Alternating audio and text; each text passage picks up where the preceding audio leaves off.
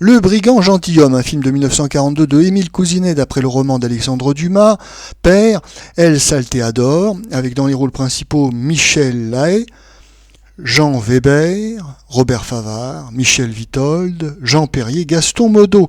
Le sujet: Charles Quint est roi de toutes les Espagnes et sa demi-sœur, Ginesta, une bohémienne, protège un séduisant hors-la-loi, Don Fernand, qui, coupable d'aimer le duel, est devenu chef de brigand.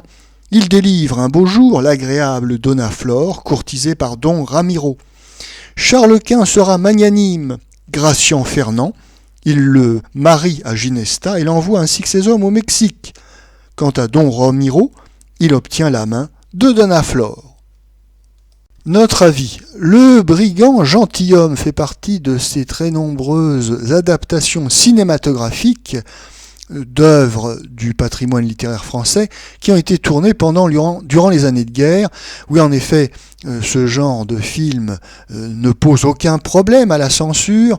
Ce sont des films non polémiques, non politiques, et ce sont des films de distraction, de pur divertissement. Alors ici, c'est un gentil petit film de cap et d'épée, dont d'ailleurs le principal intérêt est de nous offrir quelques belles scènes tournées en extérieur. Cela nous change agréablement des films tournés en studio avec leurs décors en toile peinte et en carton-pâte. Mais il faut dire que ce film est tourné par une petite célébrité du cinéma français. Il s'agit d'Émile Cousinet.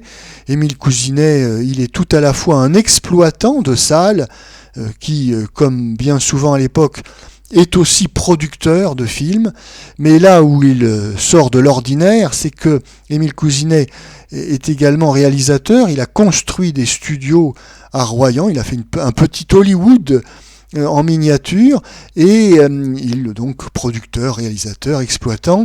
Après la destruction de la ville par les bombardements criminels des Anglo-Américains en 1944-1945, Émile Cousinet reconstituera son petit empire près de Bordeaux, avant que celui-ci ne périclite à la fin des années 50.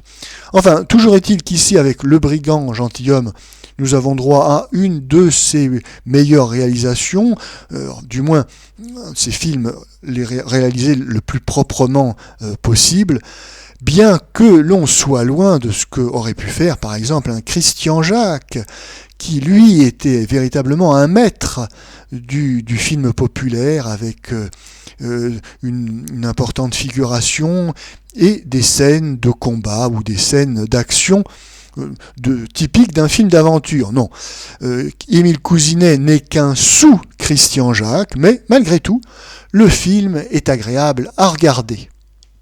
Du moins par les amateurs de films de cap et d'épée, je pense notamment au jeune public de l'époque.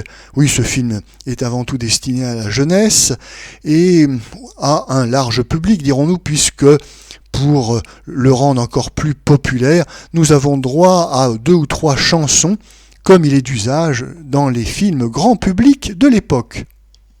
On regrettera cependant avec François Vineuil qu'une fois de plus, ce film en réalité ne soit qu'un livre d'images illustrant un roman d'Alexandre Dumas.